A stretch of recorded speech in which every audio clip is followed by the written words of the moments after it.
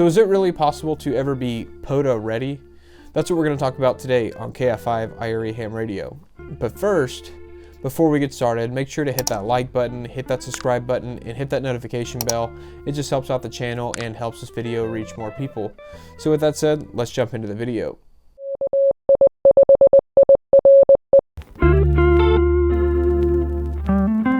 So first things first, let me just get this out of the way. You might notice that things look a little bit different today. Well, that's because I have actually moved out of the apartment and I'm no longer having to film in the kitchen and dining room.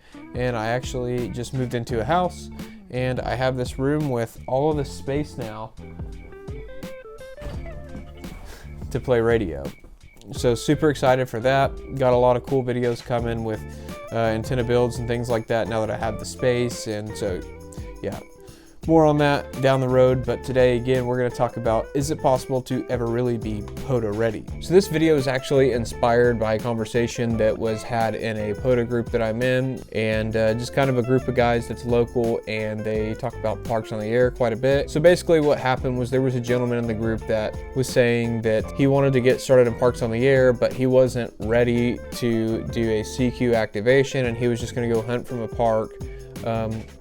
And kind of my initial reaction to hearing that was just, if you're not ready to activate, why are you hunting from a park? Because my thoughts on that is, if you're ready to activate as a hunter, why would you be not ready to activate calling CQ? But it sure sounds like you're ready. You just got to do it. Now, I think there's a few reasons why he was saying this. Doing your first POTA activation can be a little bit intimidating.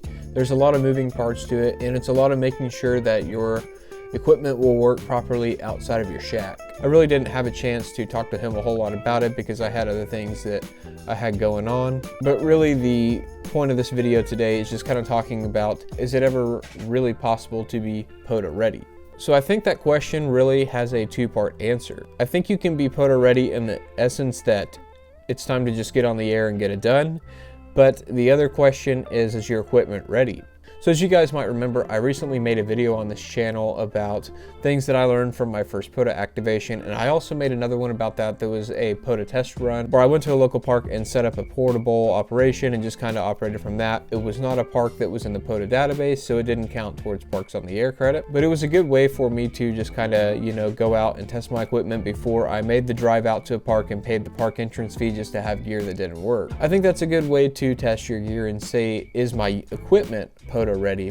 You know, go out there, make sure that your antennas all work when you're setting them up, and you can go out and figure out how your portable power is going to work as well, and you know, just make sure all that stuff is squared away. Is my equipment POTA ready? Again, is a two-part answer from, am I POTA ready? So the POTA rules basically state that all your equipment must be within the park's boundaries. So that includes your radio and that includes your antennas. So since all that has to be brought along with you, just make sure again that your antennas are working and your radio and your portable power solution is working.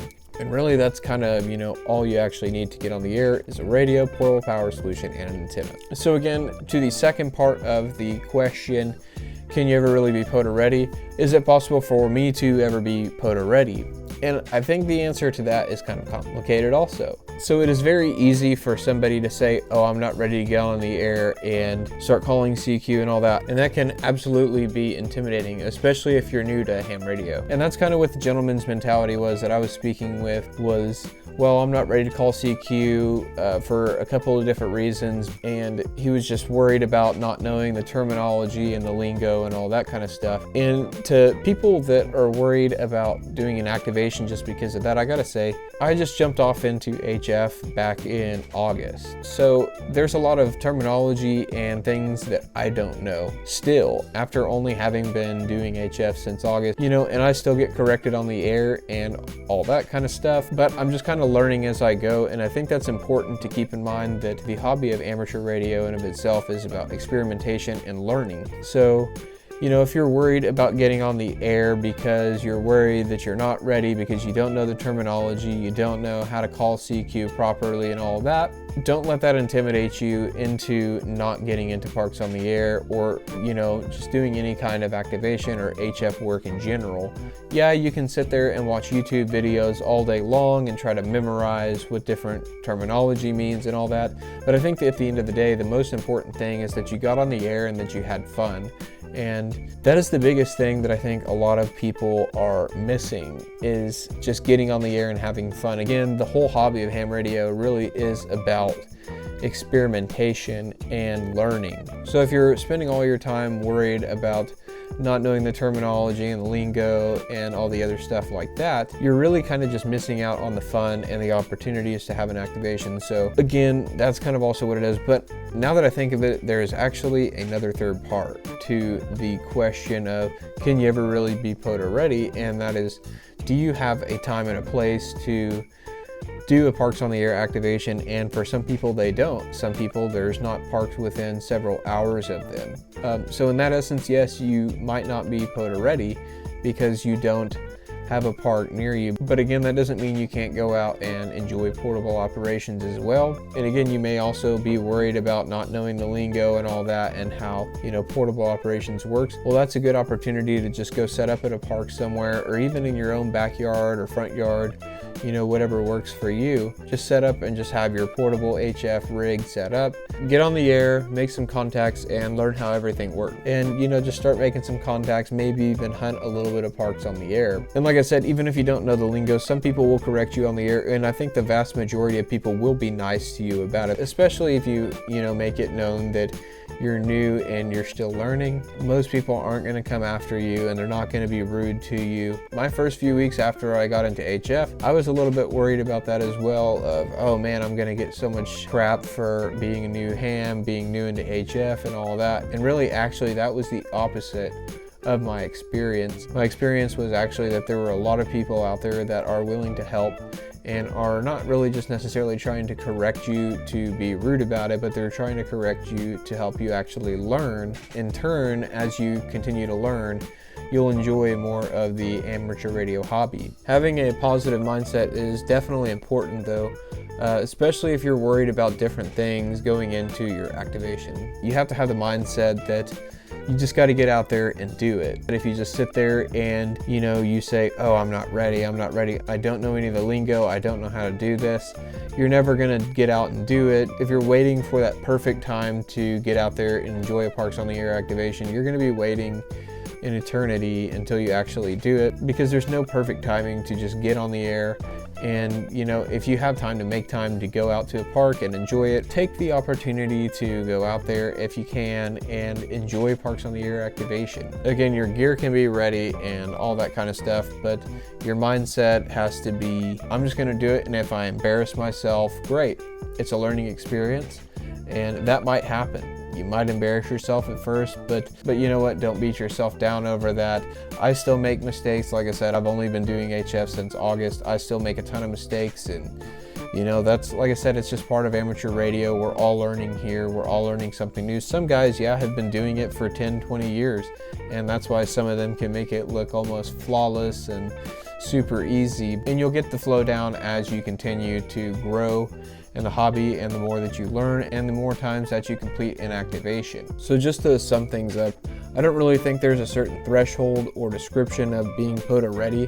I think you just really got to get out there and get on the air and just try it. And if you mess something up, learn from it. And your gear can be ready all you want it to be, but you just have to get out there, get on the air, and if you mess something up, learn from your mistakes and try it again. So I think really just the important things to keep in mind when you're asking yourself, am I POTA ready? Is, first of all, what's my mindset? Am I somebody who tries to find an excuse to not be ready to go and do things?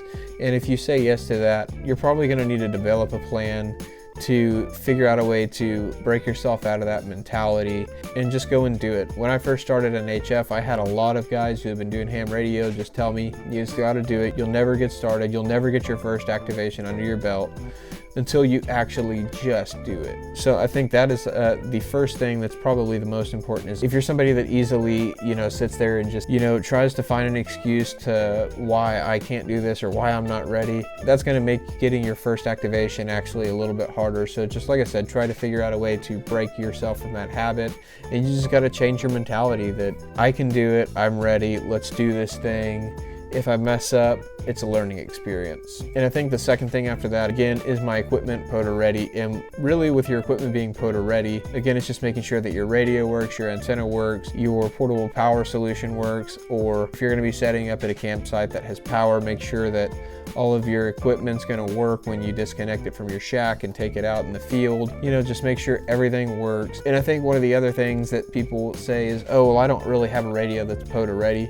You could go out there and activate with whatever radio will work. You might have a harder time making contacts on a 5-watt handheld, but you would be actually kind of surprised what you could find on national calling frequencies. And there's plenty of people that go out and activate parks on the air on 2-meter and 440 simplex. So yeah, it might be a little bit harder to do that, but you can always try it. And if you don't make your 10 contacts, it is what it is. But you upload your logbook anyway so that your hunters can get credit. But you don't know if you can actually make that happen unless you actually go out and try. So the radio that you have that works is the best radio to use to get started in POTA. And if you're taking a Chinese transceiver out in the field as your first Parks in the Air radio, yeah, you might get some of those old FUD guys on the radio that are saying, oh, you're polluting the airways with your bang fang and your JGU. Get that crap off the air. And you know what? Don't listen to those guys. Like I said, a radio that works as your best possible radio to have for your first Parks on the Air activation and just to get on the air and have fun. So I think that's really all I have for this video.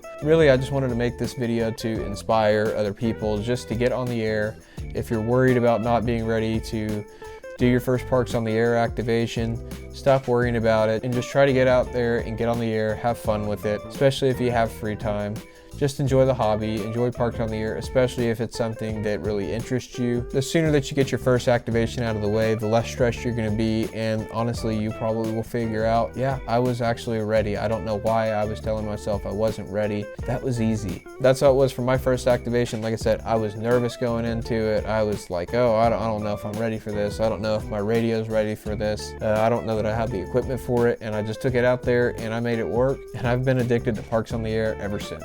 So like I said, just get out there, get on the air, have fun with it, and don't let other people tell you that you're not ready. Like I said, I just wanted to make this video just to encourage people, get out there, get on the air, have fun. Whatever radio you got that works is the best radio you can use for your first activation. So like I said, that's all I got for you guys today. And if you have not already watched my video about things that I learned from my first POTA activation, the link is going to be down in the description below, and I definitely think it could be very helpful to those new to POTA. And for all of you veteran POTA activators out there, feel free to leave some advice down in the comments below for all of those new hams looking to get into POTA. Again, if you have not already, make sure to hit that like button, hit that subscribe button. Just helps out the channel, helps this video reach more people, and make sure to hit that notification bell so you can find out when I upload new videos. Hopefully it will be a lot shorter period of time in between this video and the next one. Until next time, guys, thank you guys so much for watching. 73.